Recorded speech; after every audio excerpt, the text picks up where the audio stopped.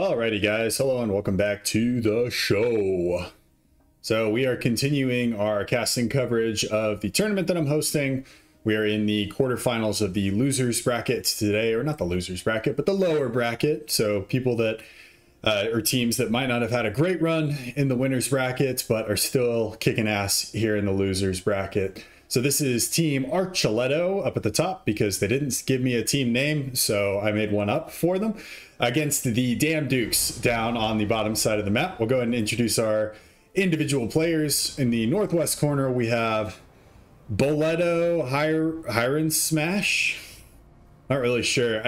For whatever reason, I'm thinking that has to do with Hyrule Temple from Legend of Zelda, but I don't know. His teammate to the west is Arch Simcat, which I believe is how you pronounce it. Never heard it actually said, or actually I have heard it said, but I can't remember how it's actually said. But Arch Simcat going UEF opening first land. Both players actually going UEF opening first land there for Team Archuletto. And down on the bottom side for the Damn Dukes, starting out on the west, we have In Controls, who's going Cybran opening first land. Can already tell who my favorite is going to be. My favorite player is in this game, purely based off of faction. And actually, it's going to be a tie. I take that back because we have Scoob, who is going Cybran opening first land. Scoob, super cool dude. Been a friend of mine for a long time. Was one of the very early supporters of the channel, actually. I remember I think it was like the second cast that I ever did. I said some throwaway line. I was like, there's probably only going to be 3 of y'all that watch this game. And Scoob actually commented and was like, nope, there's actually 27 people that have watched this. And you know, I liked it. It was very encouraging and I liked it. But so we have the UEF versus the Cybran. We'll see how things end up getting kicked off here. A couple of scouts there out from Scoob. Scout and Lab or Light Assault Bot out for In Controls. One person commented on my video, said I use too many abbreviations, and for newer players it can be hard to understand. So I'll try and use both interchangeably so that newer players can start to learn unit names as well as the abbreviations that are there for them, because in this community there are quite a few abbreviations. And we do have a Scout and Lab, little early raiding party, couple little early raiding parties coming out there from Boleto. I'm probably horrifically mispronouncing that, as we have the Hunter engaging with the Mech Marine. But In Control is going to back off there. And one scout, I believe, for Scoob going down. Second one still going pretty strong there in the north. Incidentally, the type of beer that I'm drinking for this cast it's called Austin Amber. It's an amber ale from Independence Brewing, which is one of the local breweries here in Austin. I know I said that I would try and get some beers that were more readily available, but I just haven't really found very many that are great. Plus, I really like supporting local breweries because they put out a really good product here in Austin. So I like to support local breweries and local businesses whenever I can. Scoob and In Controls grabbing some of that lovely reclaim. Same with Arch and Boleto. Bomber actually out from In Controls is going to get, I believe, an engineer kill or maybe a tank kill. But here on Arch, he's going to grab 2 engineer kills. Great move there. So it's going to be 3 kills for that bomber. Bombs away for a second time, I believe. Or I heard it. But I guess they didn't hit anything. I heard the sound effect of the bombs dropping. It's okay. We got another bomber coming in from Scoob. And they're sending all their love towards Arch, which is to be expected. He's 1900 rated player in this game. Things honestly about even, you know, all things considered. Scoob and In Controls both in that kind of between 1000 and 1500, and then we got Boleto at 1000, Arch up at 2000. So relatively balanced teams by and large, but Arch is really taking it in the teeth here from this bomber, as that second bomber there from Scoob going to pick up another 3 engineers, I believe. So 6 engineers down for Arch. Not great in the grand scheme of things. Although we do have Striker that has bagged himself a nice couple engineers kills. Striker is the medium tank there for the UEF. Kind of your tier 1 main battle unit, running into a couple of Mantis there from Scoob, be able to clean that up. But Scoob is also going to lose, let me see how many wrecks there are. 1, 2, 3, I believe just 3 engineers there. So not the end of the world, but definitely annoying. And that's really the point of this stage of the game is you're trying to just be as irritating as possible. Try and get yourself that little advantage and then snowball off of it. As In Control starts pushing at Boleto a little bit more. I really feel like I'm mispronouncing that. I'm definitely saying it like an American. Boleto. Is that right? That's probably not it. Because there's not two L's. It's just one L. So it's got to be Boleto, right? Because if it was Spanish, it would make the Y. It was two L's. I think. I don't know. My wife's outside my office right now, and she's probably laughing at me because she speaks much better Spanish than I do. Gun coming in for Scoob. Stealth upgrade now on the way. This scout actually from Arch has been in the backline for a while. He even has 2 kills to his name. That's pretty uncommon to see a scout with any kills at all. I would imagine those are engineer kills. As In Control pushing forward with his commander.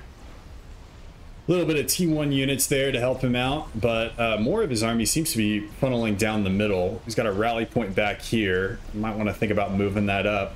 He's also got some good reclaim here he could secure. Same for Scoob on the right-hand side. As the Damn Dukes seem to be taking decent control over the middle of the map, at least for the time being.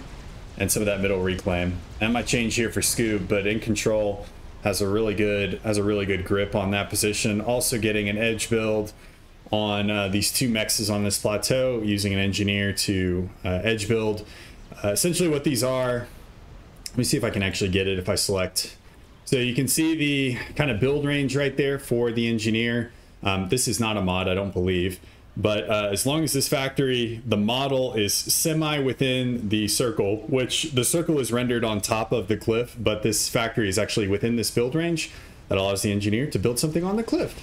So handy little trick. It's much cheaper than buying a transport or building an air factory, getting a transport, airlifting up there, especially whenever it's just for a couple different mexes. So I think it's a little better to edge build. Initial push of T1 units out there from Arch going to get mopped up. MAA going to get hit with an overcharge. And in the north, In Control, losing subset of his T1 army here to a little sandwich action there from Boleto and Arch. I guess Boleto and Arch should be the carbs, they're the bread, while In Control is the ham and cheese. I like ham and cheese sandwiches, so... I also like roast beef sandwiches. If y'all haven't seen that cast, or if you have seen that cast, you'll know what I'm talking about. I think I went on like a 5-minute rant about horseradish in that cast. Talk about weird things. Things get weird. D2 on the cards now for Arch. As In Control, trying to get a run by. Units in hot pursuit there for Boleto. And he should be able to shut this down. There are only tanks now.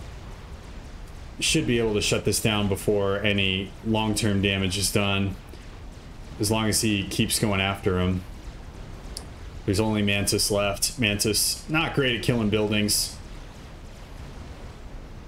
but if he stops and doesn't continue following, okay, it looks like he's broken off a subset of his army. But yeah, definitely don't want to follow with your entire army just for one Mantis. But that Mantis is going to bag an engineer there from Arch. In Controls obviously does not subscribe to any of the treaties or agreements governing war crimes, as he brutally destroys a civilian unit there. And on the eastern side of the map, Scoob pushing with that gun com with stealth, by the way, should be noted. That means that Arch is not going to have a reading on this commander, while Scoob is still able to output damage from his commander. Only way he's going to get a reading is if he pops into vision, just like that. So, or if he has a scout. So scouts are really, really good. That's kind of what you need in order to deal with a Cybran gun commander. Not that I would ever use something like that because I'm an idiot, but you know, you hear things. And looking at eco, got... I'll wait for Supreme Scoreboard to shift back around again, but you can see the reclaim values.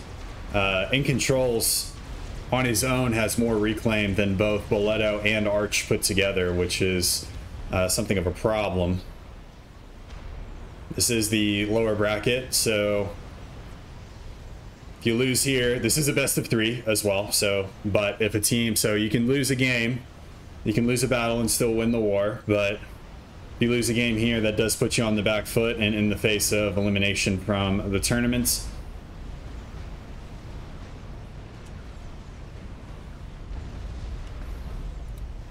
I'm trying to think about how many teams are left. I think there's 6 teams or 7 teams left in the tournament, maybe more than that. I think there's actually 8 teams left in the tournament whenever everything is said and done. So going out right now would put you in this is the upper side of the lower bracket, so put him in 6th, I believe.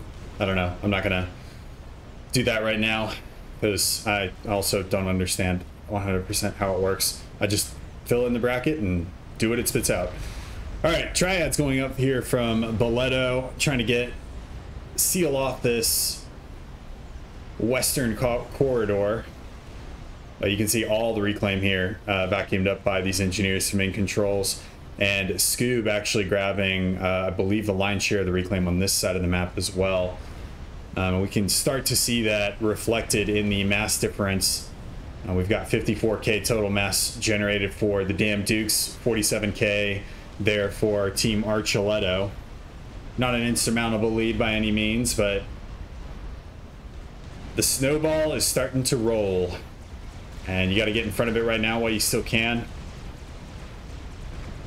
Arch seems to be making that move, or trying to make that move. He is up at T2, but the only thing I see out there is a skyboxer. I don't see any. Okay, there are a couple of pillars back in the back line, but weren't where he needed them when he needed them. Actually, that scout bag's a radar. It's going to be nice there in control. Blind as far as radar goes of this army. And actually a tactical missile launcher coming out there for Scoob. Potentially start to see some T1 mexes go pop. And Arch has actually secured this far eastern plateau that we saw him edge building a factory on earlier. Now I'm looking at, okay, so Boleto is at T2 right now, but lacking a lot of T1 production. Only 3 supporting land factories right now. Though Arch doesn't have a whole lot of factories either, to be honest. He's got 1, 2, and then a couple of T2 supporting factories. Actually, quite a few. We got 4 total T2 factories pushing out T2 units.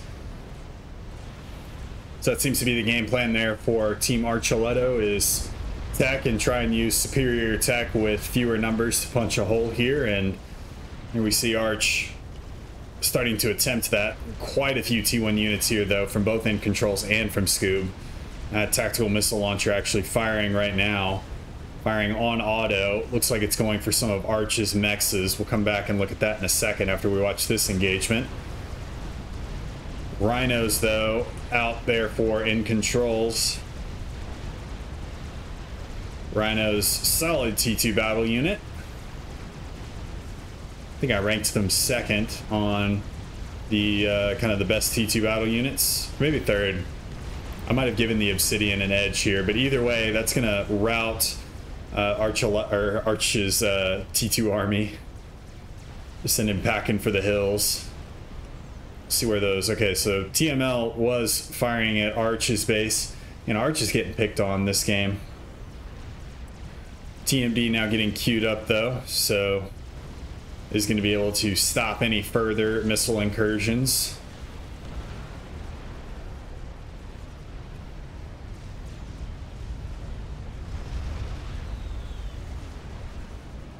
And maybe, I guess it was just about everybody except for in controls went for kind of light on the T1 production side. I saw Scoob control K'd a couple of his factories, but I'm used to playing on this map with 5 or 6 different T1 factories at my disposal. But then again, that's why I'm a worse player than literally everybody in this game.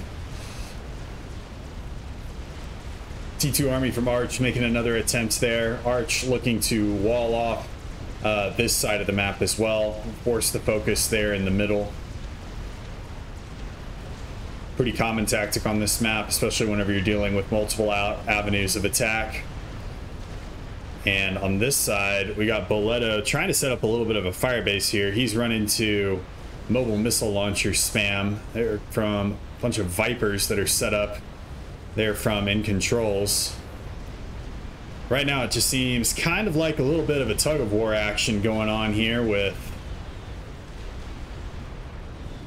teams kind of running back and forth. This fire base is going to fall. Not enough TMD in these bases. Tactical missile defense, TMD, or any tactical missile defense, as Triad's going to go down to the Vipers in control, even out there with his commander. And Arch, I believe, has now overstepped a little bit, and this whole T2 army is now, I think, going to get all mopped up. As the UEF units run for the hills, try and get behind the plasma turret. I don't usually go for these cinematic shots, but I felt like that was a cool one, so. And then a couple of unfortunate pillars there for Boleto. We're told to hold the line. Reinforcements will be on the way at some point in the future. Is that a Gunther? Scoop, come on, man. You know better than this. Don't build T2. Don't go T2 static on me. You gotta attack. Be aggressive. What the people want to see.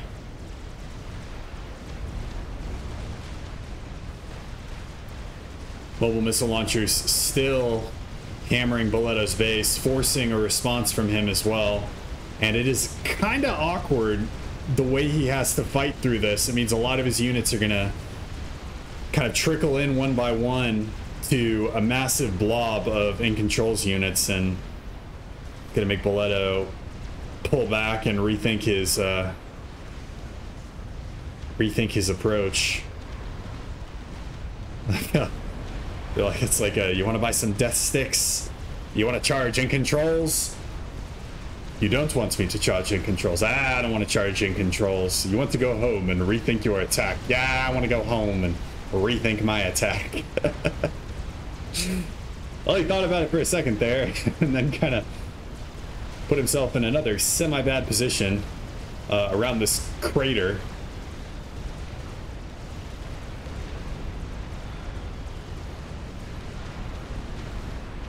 Yeah, that's pretty rough. Gonna lose a lot of his T1 units. I don't think I've seen, okay, so I was gonna say, I don't think I've seen really that many T2 units out of Scoob yet.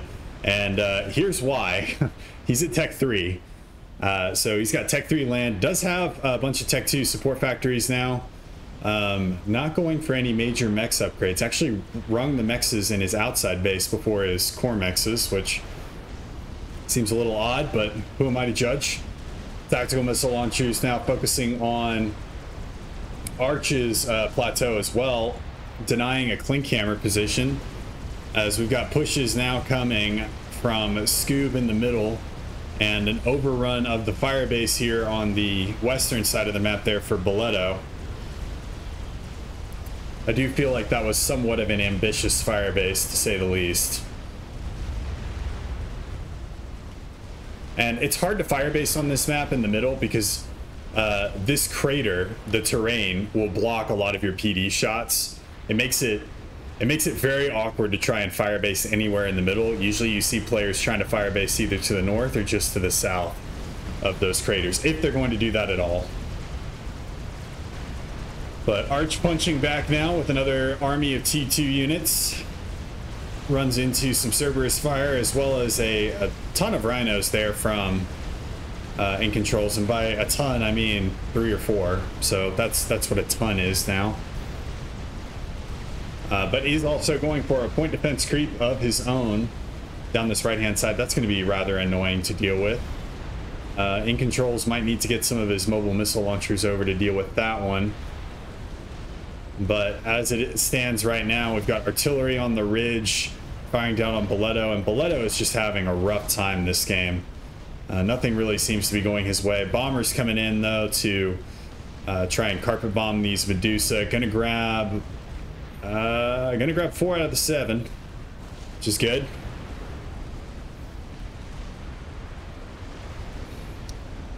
And Arch continuing his point defense creep madness. With just regular engineers, actually. I was wondering if he was using Sparkies. I like to see Sparkies. They're so happy and cheerful. And on this side of the map, I thought I saw an artillery shot coming from Arch there, but haven't seen anything, as Scoob goes for another Gunther in that little forward base there.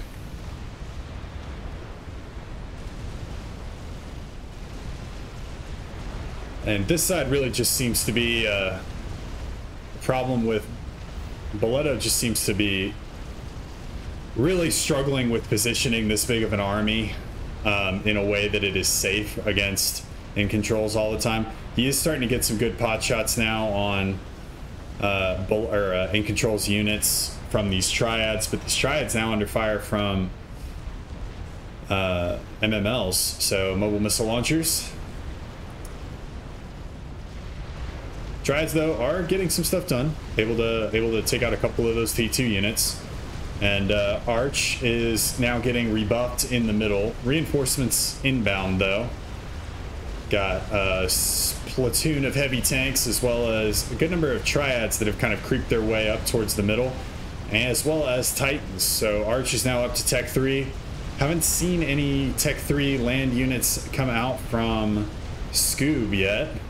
Does have that Tech 3 HQ, has a brick, 3/4 of the way done. So that appears to be his answer. And Team Archuletto seem to have decided that this is the time to attack.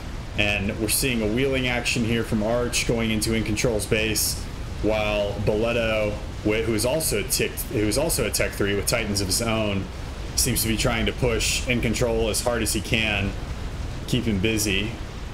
Scoob, as well as some small contingent of In Control's forces, now hunting down Arch's units, and Arch not able to get into In Control's base there, unfortunately for him. And the push up at the top. While I do think that was a pretty good trade, I don't think Boleto had more units going into that engagement at all. I think In Control had significantly more units than he did.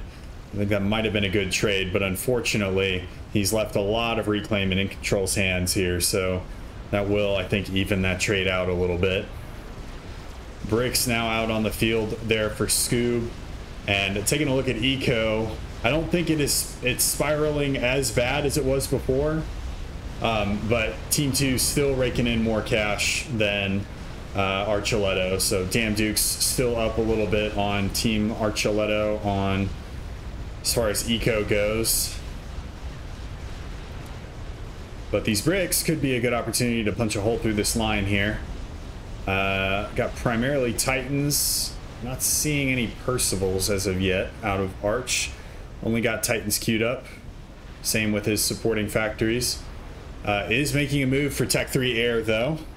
He's getting a Tech 3 power generator to support that effort. So that could be a game changer. Let's take a look at team number, the Damn Dukes already got T3 Air, so this is looking like a tight spot. Therefore, Team Archuletto do still have good control over their bases, but Eco as well as Tech, I don't think it's going their way necessarily.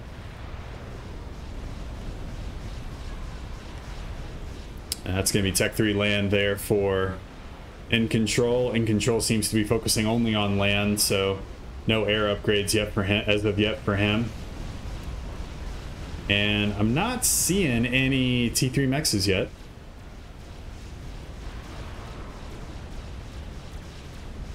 Do I have? Oh nope, that's power. That's a radar. He's actually upgrading to Omni, so we're about to have Omni coverage there for the Damn Dukes. And I'm not quite sure what happened here. I obviously missed something. Oh, hello. Arch has snuck a Titan back into Scoob's backline somehow. I have no idea how that guy got there. It might have either been a transport or just he walked it around. Either way, though, this guy's back there doing some damage. He's bagged a couple of Tech 2 mexes, 8 kills to his name, 3 ranks of veterancy. He's obviously microing this because I can't keep my mouse hovered on it while I'm also looking at the map, but got quite a few. This is an interesting thing. It looks like reclaim goes through shields. That's kind of cool. Didn't know that was a thing. I don't know how useful that would ever be, but it appears to be a thing. I don't know what happened to all the bombers either that were harassing this. There were a ton of bombers back here that were harassing it as it is. This Titan now 5-star veterancy. Gotta get himself another mech kill. He is bagged, I think, every single mech except for this one.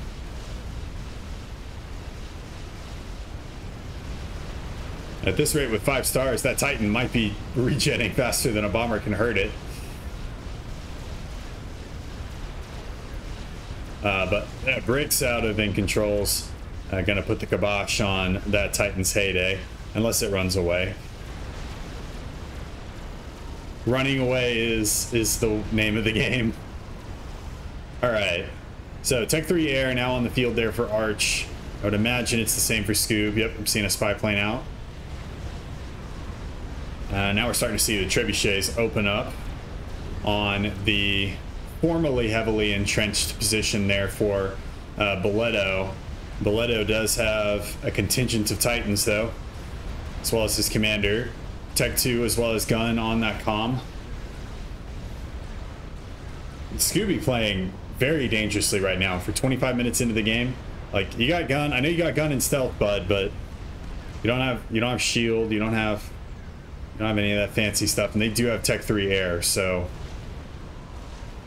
the gunship maybe, I don't know. I guess there is mobile flak in here, so you need to go strats or a lot of Tech 2 or a few Tech 3 gunships. This Titan, he will not die. He will not go quietly into this good night. He is still back there. 5-star veterancy. Almost 6,000 mass killed. That dude's the hero of this game. Alright.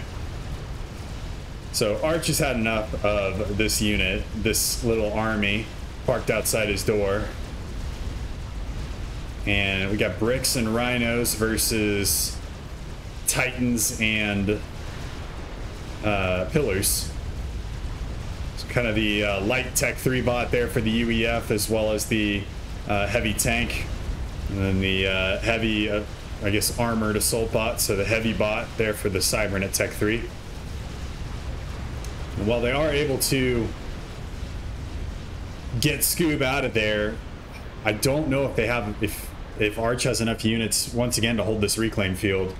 And to put this in perspective, this is 16,000 reclaim right here. There's a little bit over here, but there's 15 to 16,000 reclaim in this little spot that Arch desperately needs.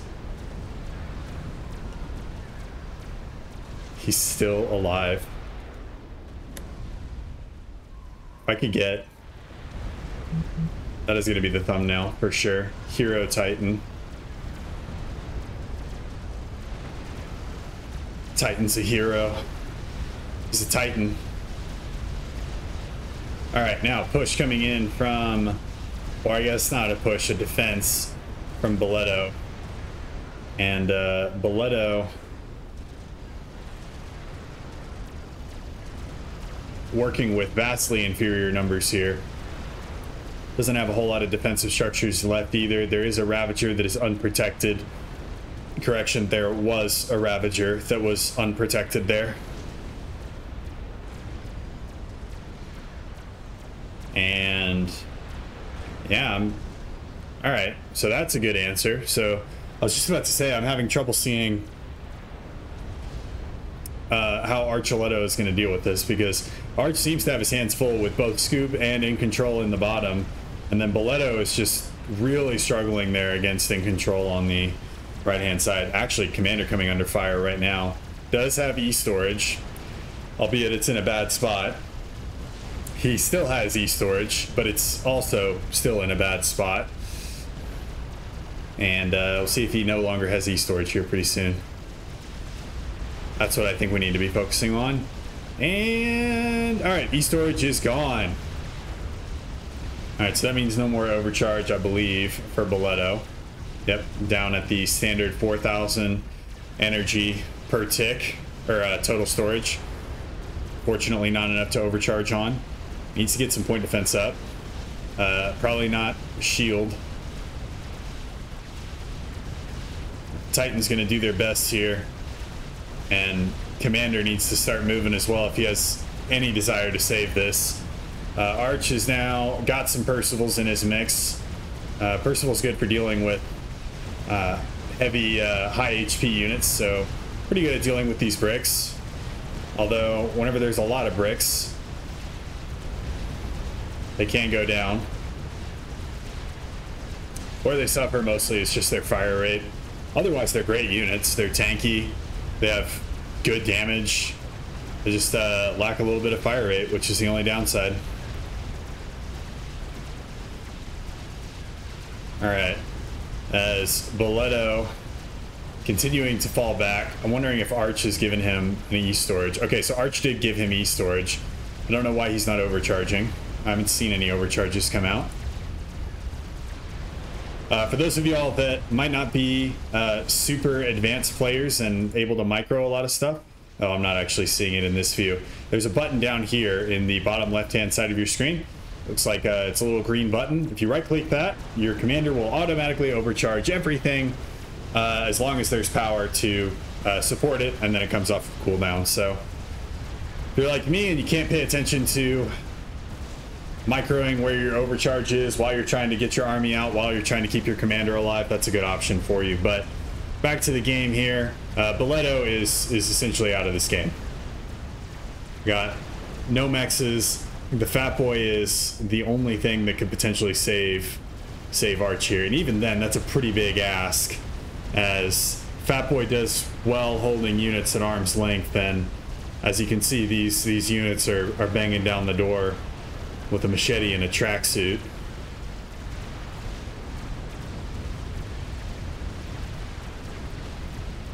Arch and Boleto bringing their commanders to bear. Boleto might actually be worth it at this point for him to control K into this horde of units, buy the Fat Boy a little bit of time. The Fat Boy was so close too, and that Fat Boy will not get finished, or if it does, it will go down almost immediately. We have a handful of triads here set up by Arch, but not enough to stop an army of this magnitude. Fat Boy does go up. We'll see what it can do. Does have full shields, and units are not focusing it yet. Starting to whittle down some bricks. It's already got 8 kills on it. So you can see those Gatling guns as well. People know the Fat Boy for its artillery, but the Gatling guns are actually not too bad if things get in close. But the artillery is kind of the main attraction here, and honestly, the Fat Boy could probably kill every single unit here twice over, and it would still be a huge ask for Team Archuleta to come back in this game. And it might have all gone back to the early harass on those bombers going after Arch. I think that was what started it, and then there were a couple of poor trades in the T1 phase, and things really just kind of spiraled out of control there, where Team 1 was down a couple of engineers as our Team Archuleta bow out of this game, but I think Team 1 were down a couple of engineers. They took a couple of not ideal trades and sacrificed some reclaim, and in controls and Scoob were able to secure a lot of really good strategic resources here, as like the reclaims in these craters, as well as grabbing the stuff that was immediately available to them. So well done, Dan Dukes, Team Archuleta. We'll see what you can bring in game 2, and I will see you guys in a second.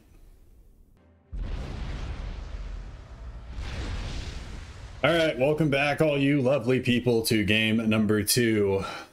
between Archuleta and the damn Dukes, where the Dukes put nearly a royal performance on the table in the last game, but not quite royal. I guess you could call it a noble performance. Get it? Because Dukes are noble, but they're not always royal.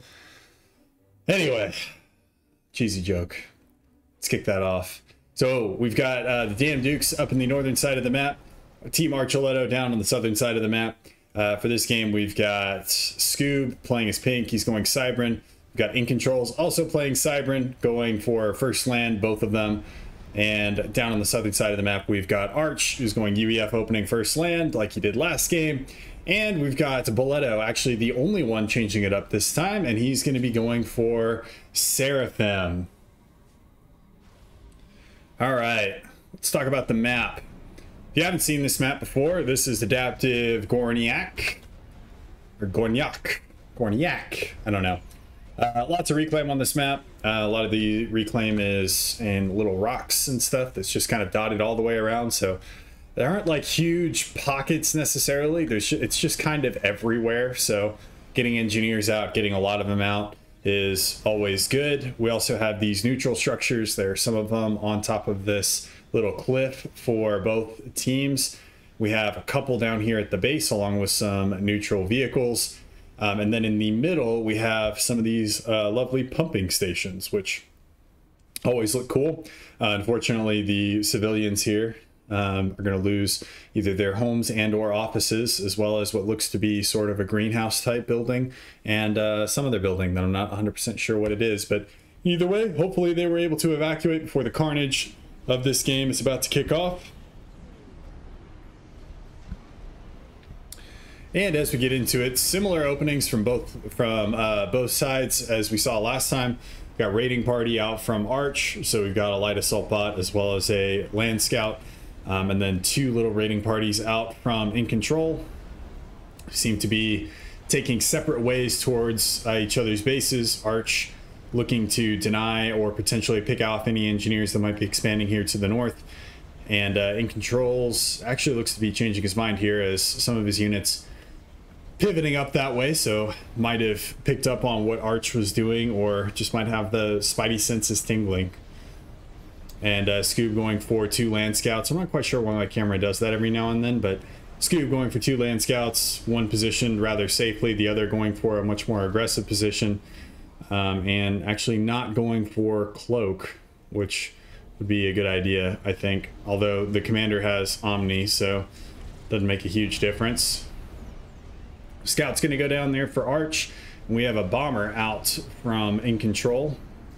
We saw how, as well as from Scoob, so both these players going for early bombers in this game, and we saw that was able to yield dividends for them in the last game, so we'll see if they're able to pull off a similar performance, as this engineer seems to be the target of In Control's first payload, while Scoob going for the base, he's going to grab this engineer that I think was on a reclaim mission to this little pocket of reclaim just to the west of Boleto's base. And In Control's bomber just starts auto-attacking some mexes at that point. Mobile AA begins to be scrambled by somebody. I heard some mobile AA shots going off. I'm not quite sure where it was or who was doing it. I believe it was this Iasel.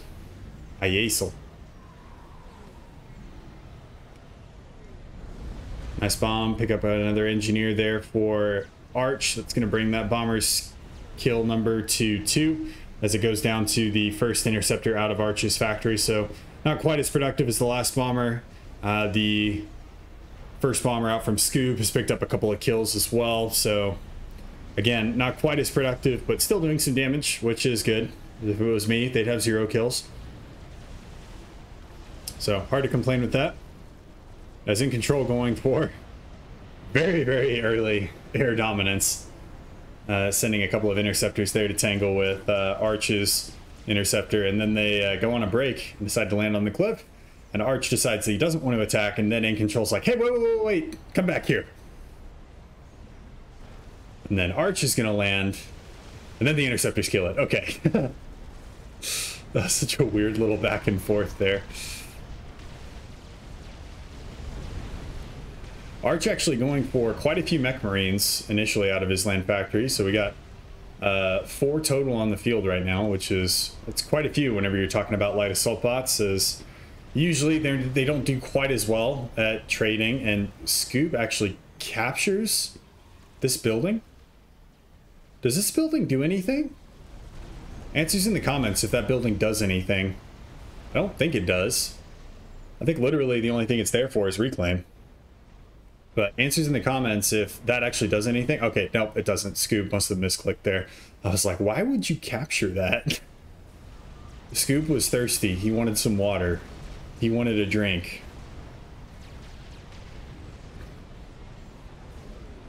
Alright, as far as T1 spam goes, once again, Damn Dukes seem to have their spam in high gear right now, with large amounts of T1 units coming out of both of their Scoobs as well as In Control's factories, and I'm not seeing the same stream of units from either Arch or Boleto.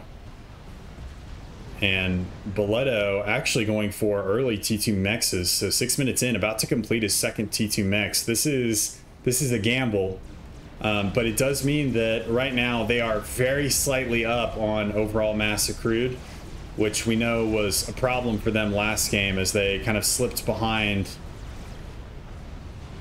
and were unable to either take good trades or capitalize on any of the advantages that they were able to get.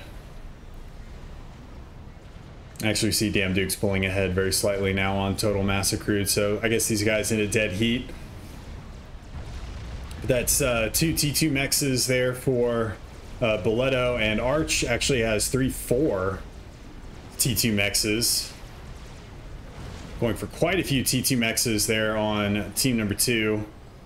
Shifting over to Scoob's base. Scoob has all of his mexes paused right now. It does have 1 T2 mex up at the top, and In Control also working with all T1 mexes.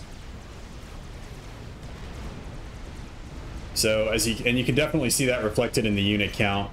Archuletto's masses, a lot of it's going into mex upgrades, whereas Damn Dukes, it's going into units, baby. And you can see that reflected on the map. So far, the Damn Dukes have won just about every engagement. Gun speed and range now coming in there for In Controls. And Scoob getting aggressive here with his commander, just the vanilla commander here. Going up against the Cybran vanilla commander there for Boleto. T1 armies backing both of these guys up. Scoob, though, definitely with the advantage here. And he's got more T1 units on the way.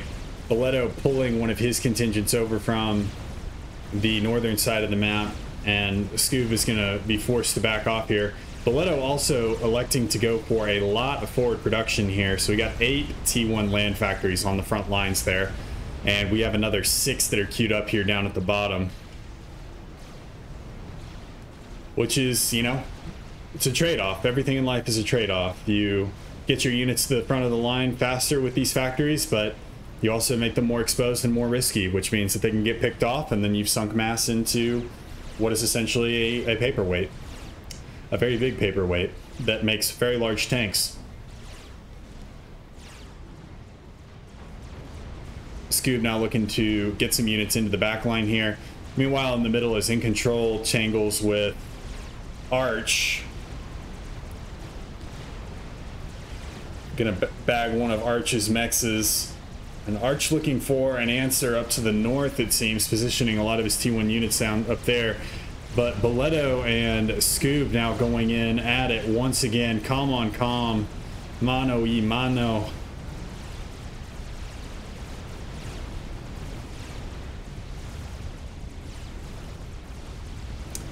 It looked like Scoob got the better of it from the T1 side initially, but Commander moved back. It's nice to see Boleto found the overcharge button, though, as we see a couple of overcharges coming out from him during these fights. And that's going to be a lot of units sacrificed from Scoob, thrown away for no gain as far as territory goes.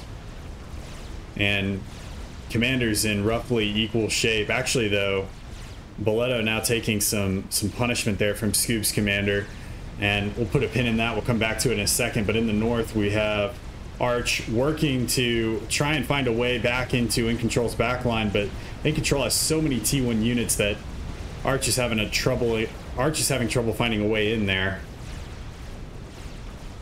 And down on the bottom side, back to our commander fight, where it's looking like Scoob is in danger of being overrun here. It's a lot of T1 units. They need to focus the commander. Boleto needs to go for the blood here. Although Scoob does have rhinos now, so T2 units that could change the dynamic of this fight as that rhino starts popping T1 units. Boleto, though, seems to be going for it. Scoob gets a good rank of veterancy. Boleto close to 3,000 HP. He might be looking for a trade here. And Scoob is definitely now in trade territory. So Boleto, if he wants to control K here, take Scoob out of the fight, he definitely can. It looks like he's going to go straight up for the kill, but now both of these guys in equal range, and Scoob body blocks Boleto's commander. Scoob is going to get away. Boleto charging further in, gets a good rank of veterancy that puts him up to 1,600 HP, but Scoob is gone. He is out of there, baby. He is running his tail for the hills as quickly as we can. Meanwhile, in the middle, while we've been watching that exchange, although it's not over yet, as Boleto now getting pelted by bombers from the sky as well as rhinos from the ground. Boleto is potentially going to be our first ejection from this game, and there he goes. Scoob playing dangerously close there. And now In Control pushing through this hole as Arches had almost all he can do with the upper side of the map, keeping In Control out of his economy. And now he's going to have to deal with In Control coming down through the middle, which is one of the cool things about this map, is there's so many different ways that you can get in and get behind your opponent. It's great if you're a caster and you're commenting on it, but it's terrible if you're a player and having to deal with it. But there are very little in the way of battle lines here for Arch. In Control running rampant. This base probably going to go down. We've got T1 PD being spammed up as quickly as possible here. And I'm actually not sure if In Control has any artillery in this mix. I think it's all Mantis, so that would be a poor idea, I think, to storm that position with just Mantis not having any artillery. So Arch is going to buy himself a little bit of time there, stabilize Tad, as the ecograph once again telling a similar story as it was last game. Lots of reclaim here in Control for Scoob there. He's got forward factories that are setting up, creating engineers, and this is a great move to do. Even if you centralize all of your main military production in a base, it's always good to have at least one factory forward pushing out engineers. As Arch takes a fight over on the right-hand side of the map as well. Does drive In Control's off and secures a small reclaim field for the time being. In Control, though, shifting his units. He's very in control of his units. He is telling them where to go, and they are, in fact, listening, which is insane, right?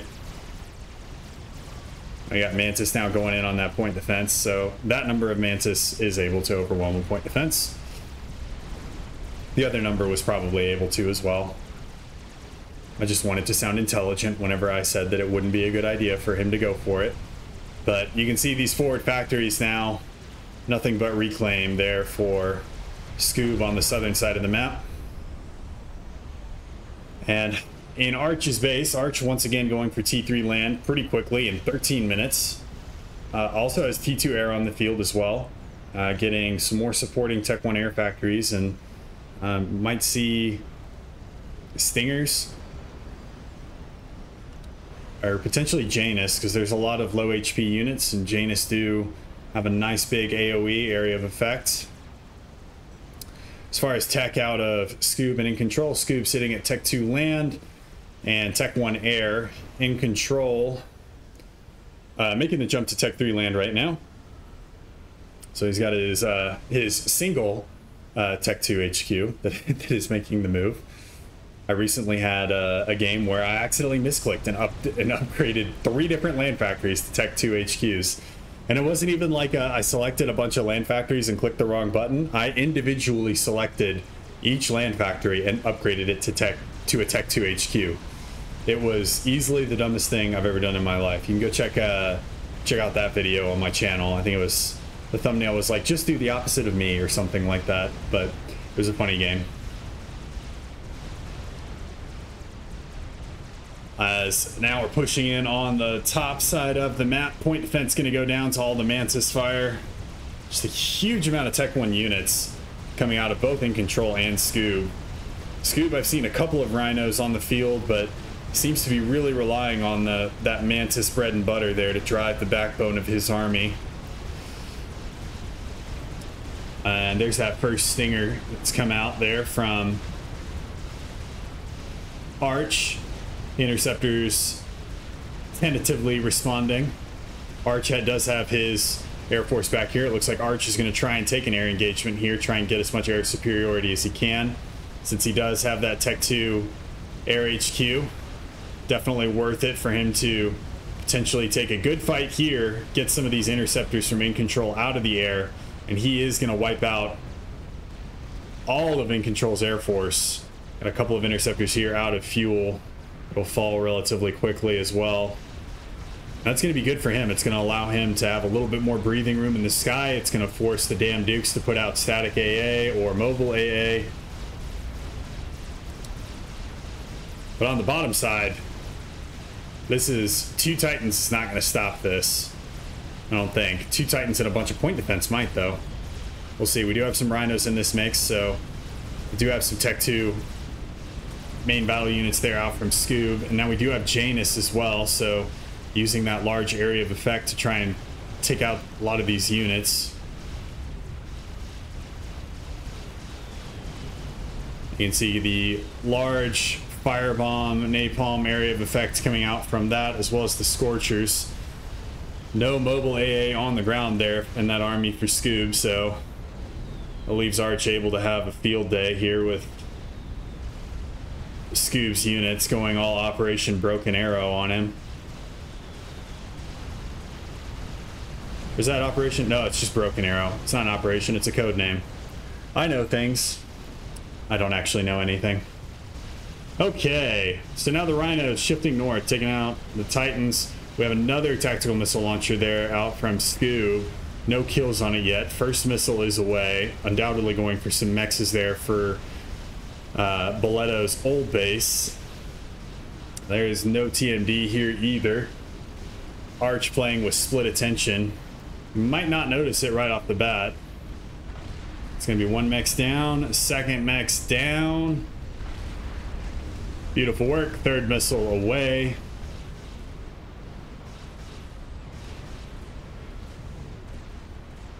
And Arch is going to have to figure something out here, because the map for him is getting pretty small.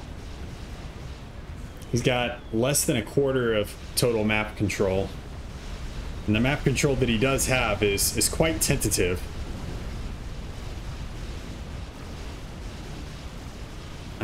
Titans going up against some Rhinos.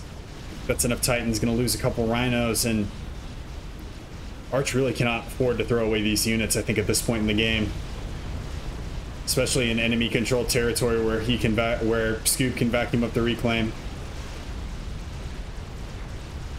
The top, we have an equally mismatched fight here with Titans running into a lot of Rhinos. There's a lot of Tech 1 units, and Titans are very good at dealing with lower tech units, but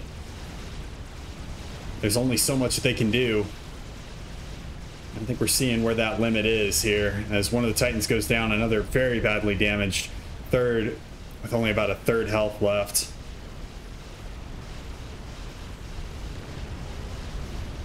More Titans though coming out from Arch,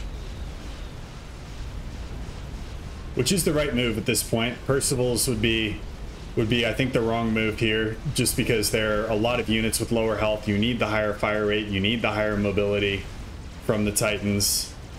He just doesn't have enough of them yet.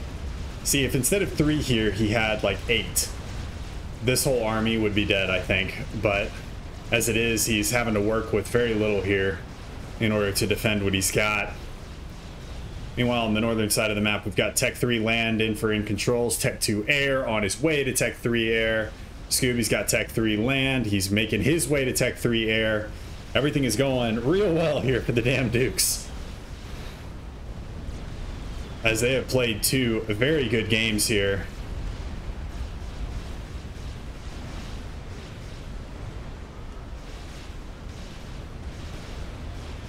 But we'll see if Arch can pull this one out. Doesn't look good, but it ain't over yet. It ain't over till it's over. And Arch, I don't think has air control either anymore. I think Scoob literally just takes this army, which now has some bricks in it, just marches it into this base. I'm not really sure that there's a whole hell of a lot that Arch can do to stop it. And same kind of story on the northern side. We're now getting some trebuchets out from in control. He's going to start shooting at these triads, I would imagine. This is such a weird spot, I think, for triads on this map, because it doesn't really, I feel like it doesn't really protect anything. They're just kind of boxed between these canyons. I'm not sure if that was another point defense creep or what, but it doesn't protect these 2 mexes. It doesn't protect this one. It doesn't protect these 2. They're just kind of there. So I'm not quite sure what the thought process was behind that, but because I am a caster and a habitual backseat gamer, I can talk about these things. I can talk about these things, I can make fun of them, and I can say, oh, but by the way, I would never be able to do anywhere near as well as Arch is doing right now. And it's fine, because I would never be able to do anywhere near as well as Arch is doing right now. I would have control K'd a long time ago. I would have, well, I probably wouldn't have control K'd. My comm would have probably gotten killed a long time ago. But Arch seems to have found a weak spot here. Potentially be able to get into the back line, do some damage. There's a lot of T2 mexes up here. Needs to keep these units moving, though.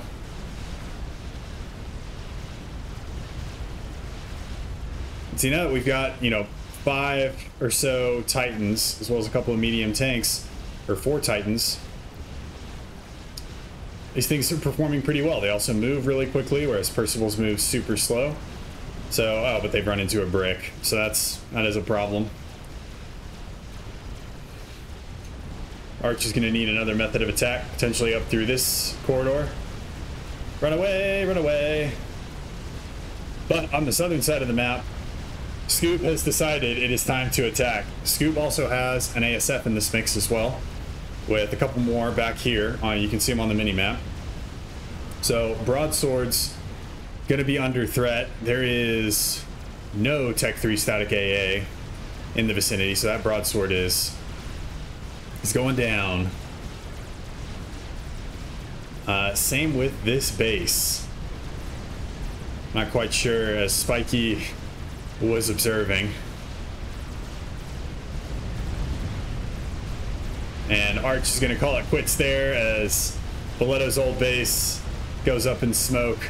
His raiding party didn't pan out. He has another army pushing in from the north, and he no longer holds an air advantage. So very well played by both teams. Love to see that everybody did their best, put out some good games for us all to watch and enjoy. Hats off, though, to the damn Dukes. I felt like they played very well in this series, Scoob and in control, and definitely punched above their weight. I don't think Arch ever won his lane, which is quite impressive in the grand scheme of things. So definitely, if you guys have enjoyed this, consider liking and subscribing. I'm gonna add a frame hold after this video as well. There is no game 3, obviously, because the damn Dukes won 2-0, but I'm gonna add a frame hold at the end as kind of an anti-spoiler. So if you've made it to this point in the video, thank you so much for watching. There is not going to be any more content after this, and I will see you guys in the next one. Peace.